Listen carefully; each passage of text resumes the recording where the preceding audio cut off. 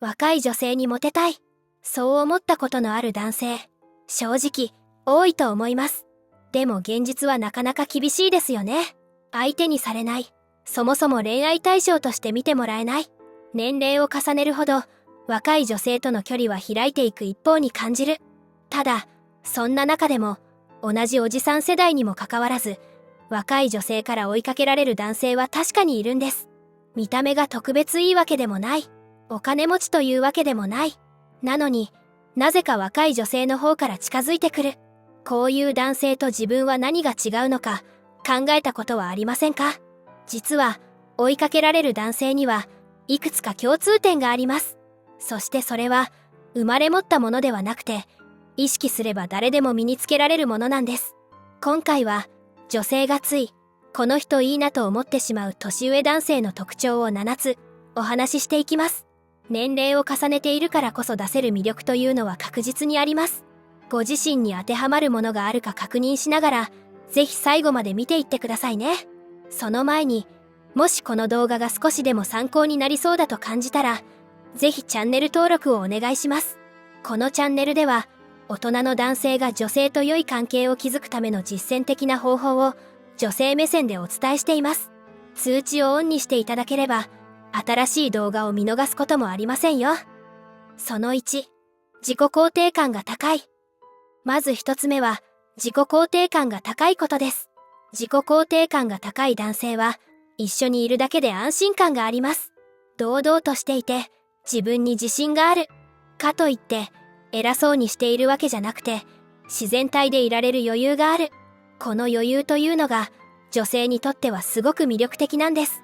自己肯定感が高いというのは、言い換えると、自分の価値を自分で認められているということですよね。だから、他人からどう見られているかに振り回されない。褒められなくても不安にならないし、ちょっと否定されたくらいで落ち込んだりしない。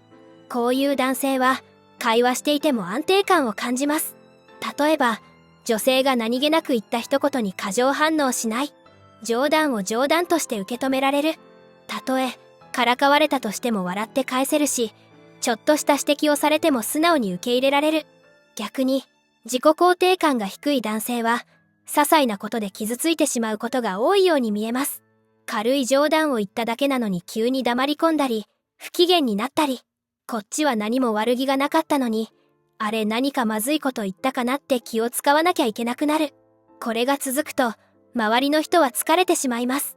常に腫れ物に触るように、気を使いながら接しないといけないですよね。自己肯定感が高い男性には、この気遣いがいりません。自分で自分を認めているから、周りがフォローする必要がありません。だから一緒にいて楽だし、自然体で話せるんです。あと、自己肯定感が高い男性は、自慢話をあまりしません。これ、意外かもしれません。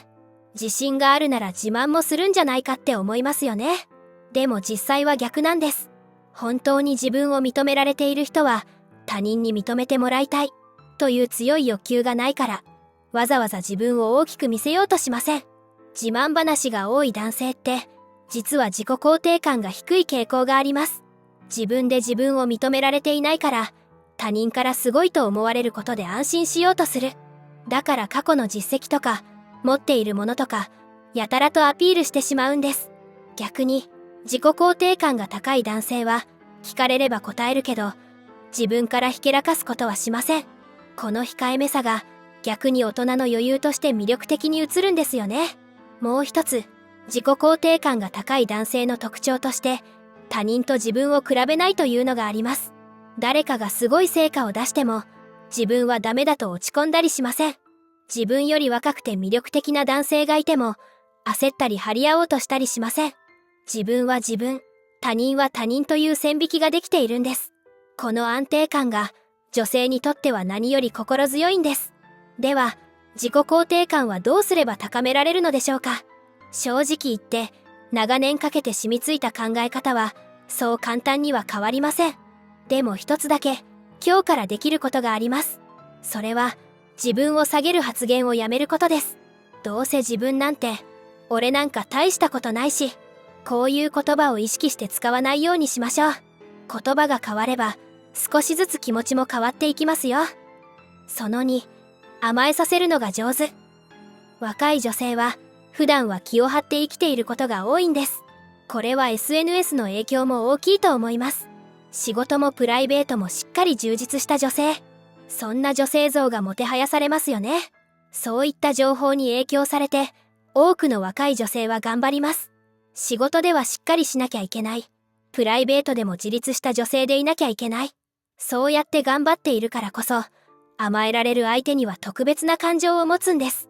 甘えさせるのが上手な男性は、こんな女性の小さなわがままを受け止めるのがうまいんです。例えば、デート中に女性があれ食べたいと言った時、いいね。じゃあ行こうかとすぐに応じてくれる。今日は足が痛いと言えば、じゃあタクシー使おうかと自然に提案してくれる。こういう小さな場面で、わがまま言っていいんだと思わせてくれる男性は、女性にとって貴重な存在なんです。甘えさせるというのは、何でもかんでもわがままを聞くという意味じゃありません。女性が弱い部分を見せても、引いたり否定したりしない。疲れたと言えば無理しなくていいよと声をかける。ちょっと甘えた口調になっても、嫌な顔をしない。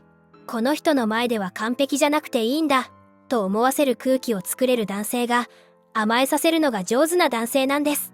これは、年上の男性だからこそできることでもあるんです。同年代の男性だと、どうしても対等な関係になりやすいですよね。お互いに頑張っている同士だから、相手にも強さを求めてしまう。でも年上の男性には、包み込んでくれるような安心感を期待する女性が多いんです。若い女性が年上の男性に惹かれる理由の一つが、ここにあります。頼っていいんだ、甘えていいんだと思える相手。一緒にいると肩の力が抜けて、自然体でいられる相手。そういう存在になれたら、女性はどんどん心を開いてくれます。大事なのは、女性が甘えてきた時の反応です。ちょっとしたお願い事を頼まれた時、めんどくさそうな顔をしていませんか？疲れたとか寂しいとか言われた時、しっかりしろよと返していませんか？そこで受け止められるかどうかで、女性からの信頼は大きく変わります。自分は甘えさせるのが上手だなと思う方、女性といる時にどんなことを気をつけているか、コメント欄で教えてもらえると嬉しいです。その3、清潔感の更新。3つ目は清潔感の話です。清潔感が大切なんて話、皆さんすでにご存知だと思います。今更言われなくてもわかってるよ、という方がほとんどですよね。ただ、男性に求められる清潔感の基準は、年々上がり続けています。特におじさん世代の男性には、厳しい目が向けられやすいですよね。若い男性なら許されることでも、おじさん世代がやると不潔に見えてしまうことがあるんです。なので、ここで一緒に基本をおさらいさせてください。まず、匂いのケアです。体臭だけじゃなくて、口臭、衣類の匂い、もっと言えば持ち物の匂いまで、女性は敏感に感じ取っています。年齢を重ねると、自分では気づきにくい匂いが出てくることがありますよね。いわゆる加齢臭というやつです。本人はわからないのに、周りは気づいているということがあるんです。あと、匂いって指摘しにくいから、誰も教えてくれないことが多いんです。皆さんもご存知と思いますが、耳の後ろや首筋を丁寧に洗うというのが基本になります。加齢臭はこの辺りから出やすいと言われているので、意識して洗うだけでも違いますよ。あとは枕カバー。寝ている間に匂いが染み込むので、こまめに変えるのがいいですよね。シャツも同じで、一度着たらすぐ洗濯というのを習慣にしている方も多いと思います。香水を使う場合は、消臭と清潔を徹底した上で、ほのかに香る程度に抑えるのがポイントです。匂いを重ねてしまうと、混ざって逆効果になることがあります。あと、口臭も見落としがちなところです。歯磨きだけじゃなくて、舌の汚れや歯間の汚れもケアしておきたいところですよね。マウスウォッシュを持ち歩いている人もいると思います。人と会う前にさっと使えると安心です。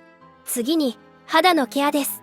洗顔後に化粧水や乳液をつけるという習慣、もう取り入れているという人も多いかもしれません。年齢とともに肌は乾燥しやすくなりますし、逆に油っぽくなる部分も出てきます。テカリとカサつきが同時に起きるということもあるんですよね。何もつけないと乾燥が進んで、肌がくすんで見えたり、シワが目立ちやすくなったりします。高いものを揃える必要はないんですけど、洗顔後に化粧水で水分を入れて、乳液で蓋をするという基本をやるだけで、肌の印象は徐々に変わっていきますよ。それから、眉毛、鼻毛、爪です。年齢を重ねると眉毛は太く長く伸びやすくなります。ボサボサの眉毛は男らしいですが、雑な印象を与えてしまうことも、眉用のハサミやコームで整えるだけで、顔全体がすっきり見えてきますよ。鼻毛も同じです。本人は気づいていなくても、話している時に相手からは見えていることがあります。鼻毛カッターを使っている方も多いと思いますが、外出前にさっとチェックする習慣をつけておくと安心です。爪も女性はよく見ているところです。伸びすぎていないか、汚れが詰まっていないか。特に食事の時は手元が目に入りやすいので、短く清潔に保っておきたいですよね。最後に、服装についても触れておきますね。サイズ感、シャツのくたびれ具合、色あせ。着慣れた服は楽なんですけど、客観的に見ると古びて見えることがあります。特に襟元や袖口は傷みやすいので、定期的にチェックしておきたいところです。サイズも体型の変化で合わなくなっていることがあります。少しきつくなった服を無理に着ていると、だらしなく見えてしまうんですよね。清潔感というのは、清潔かどうか、不潔じゃなければいいという話ではありません。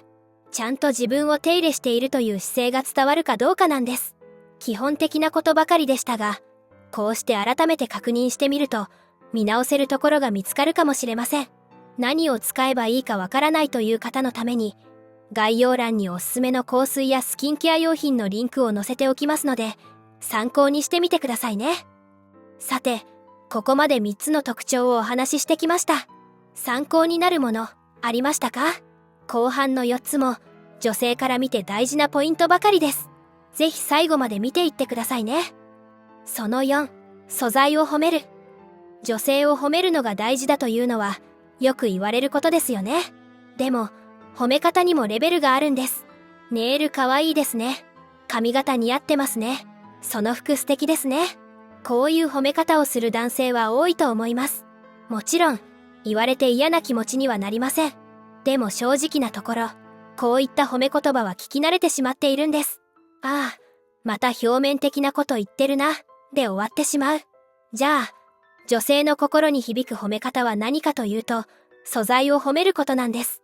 素材というのは、外見で言えば、ネイルじゃなくて爪そのもの、髪型じゃなくて髪質そのもの、メイクじゃなくて肌そのものということですね。例えば、ネイルかわいいですねじゃなくて、爪の形がすごく綺麗ですねという、髪型いいねじゃなくて、髪がサラサラで綺麗ですねという、メイク上手ですねじゃなくて、肌がすごく綺麗ですねという、表面を褒めるというのは、女性が作ったものを褒めているんです。でも素材を褒めるというのは、女性そのものを褒めている。そこまで見てくれているんだ、と思うんです。ただ、外見を褒めることに抵抗がある人もいると思います。このご時世、見た目のことばかり言うのはどうなんだと、その感覚は正しいと思います。だからこそ、内面の素材を褒めるということも覚えておいてほしいんです。内面にも表面と素材があるんです。例えば、仕事ができますねとか、頭がいいですねというのは表面的な褒め方ですよね。それに対して、物事の捉え方が素敵ですねとか、人への気配りが自然でいいですねというのは、素材を褒めていることになります。もっと具体的に言うと、優しいですねじゃなくて、さりげなく周りを見ているところが素敵ですねという、面白いですねじゃなくて、話す時の間の取り方が絶妙ですねという、しっかりしてますねじゃなくて、自分の考えをちゃんと持っているところがいいですねという、この違い、伝わりますか？素材を褒める言葉は、その人をちゃんと見ていないと出てこないものです。だから女性の心に響くんです。ああ、この人は私のことをちゃんと見てくれているんだと思える。それが特別感につながります。褒めるタイミングについても触れておきますね。会ってすぐに褒めると、お世辞っぽく聞こえることがあります。少し話してから、自然な流れで言う方が響きます。会話の中でふと、そういえば話し方が落ち着いていていいですよね。という感じで言う。わざとらしくならないのがポイントです。あと、褒めた後の反応に対する対応も大事です。女性は褒められると、いえいえそんなことないですよ、と否定することが多いんですよね。これは謙遜であって、本心ではないことがほとんどです。ここで、そうですかと引いてしまうと、社交辞令だったのかなと思われてしまう。いや、本当にそう思いますよと、さらっと重ねて言うのがいいんです。そうすると、本気で言ってくれてるんだと伝わります。褒め上手な男性は、見ているところが違うんですよね。みんなが見ている表面ではなくて、その奥にある素材を見ている。外見だけじゃなくて、内面の素材にも目を向けている。この視点を持つだけで、褒め言葉の響き方が変わりますよ。皆さんは女性を褒めるとき、どんなことを意識していますか？こういう褒め方をしたら喜ばれたという経験があれば、コメント欄で教えてください。その後、自分の世界を持っている。5つ目は、自分の世界を持っていることです。自分の世界というのは、趣味でも、こだわりでも、詳しい分野でも何でもいいんです。映画に詳しい、料理ができる、音楽が好き、車に詳しい、行きつけの店がある。何か一つ、自分はこれが好きだ、これに詳しいというものがある。こういう男性は、一緒にいて楽しい。この人といると、自分の知らない世界を見せてもらえる。新しい店に連れて行ってもらえる。知らなかった音楽を教えてもらえる。今まで興味のなかった分野に触れられる。このワクワク感が女性を引きつけるんです。自分の世界というのは長い時間をかけて作られるものですよね。好きなものを深掘りして経験を積み重ねてようやく形になる。そうやって培ってきたものには深みがあります。その深みは一緒にいる人にも伝わるんです。この人の話は面白いな、この人といると新しい発見があるな、と思ってもらえます。ただし、気をつけてほしいことがあります。自分の世界を持っているからといって、それを押し付けてはいけません。俺の趣味はこれだから、お前も好きになれ。俺はこの店が好きだから、ここにしか行かない。これをやると、女性は窮屈に感じてしまうんですよね。自分の世界を持っているけど、相手の好みも尊重する。これがいいなと思ったら一緒に楽しんでもらうし、合わなければ無理強いはしない。この余裕が大事なんです。あと、マウントを取らないというのも大事ですよね。俺はこの分野に詳しいんだぞ、というアピールが強すぎると、女性は引いてしまいます。知識を披露するのではなくて、一緒に楽しむ姿勢が大切です。例えば映画に詳しい場合、この映画はね、監督がこうでああでと語り続けるのは押し付けになりやすい。でも、この監督の作品好きなんだけど、一緒に見てみない？という誘い方だと、世界を共有しようとしていることが伝わりますよね。自分の世界に女性を招き入れる、という感覚が近いかもしれません。一方的に見せびらかすのではなくて、一緒に楽しもうとする。そうすると、この人といると新しい経験ができる、視野が広がる、と思ってもらえるんです。自分の世界を持っている男性は、それだけで魅力的に映りますよ。その6、推しが強いけど引き際がさっぱり。女性を誘うとき、積極的に行くのは大事なことです。何事も、ただ待っているだけでは、何も始まらないですよね。ただ、ここで正直に言っておきたいことがあります。年齢を重ねた男性が積極的に推しすぎると、若い男性がやるよりもずっと怖がられやすいんです。同年代や年下の男性から誘われるのと、かなり年上の男性から誘われるのでは、女性の受け取り方が違います。年上の男性は、それだけで圧を感じさせやすい。何度も誘われると、断りにくい、逃げられない、という恐怖に変わってしまうことがあるんです。だからこそ、推しはするけど、引き際がさっぱりしていることが大事なんです。誘って断られたら、了解。また機会があればと言ってそれで終わり。追いすがらない。理由も詮索しない。あっさり引く。この反応ができる男性は、女性から見て安心できます。断っても大丈夫なんだ。この人はちゃんと引いてくれる。と思える。だから次に誘われた時も、構えずに考えられるんですよね。逆に、断った時にしつこくされた経験があると、次に誘われるのが怖くなってしまいます。また断ったらどうなるんだろう。面倒なことになるんじゃないか。と身構えてしまうんです。特に職場や習い事など、顔を合わせる関係だと、女性は逃げ場がありませんよね。そういう場面でしつこくされると、その場所自体に行きたくなくなってしまいます。だからこそ、引くときは綺麗に引くということを意識してほしいんです。引き際がさっぱりしているというのは、余裕があるということでもあります。この人は自分に執着していない。他にも楽しみがある人なんだ、と感じさせる。この余裕が逆に気になることもあるんです。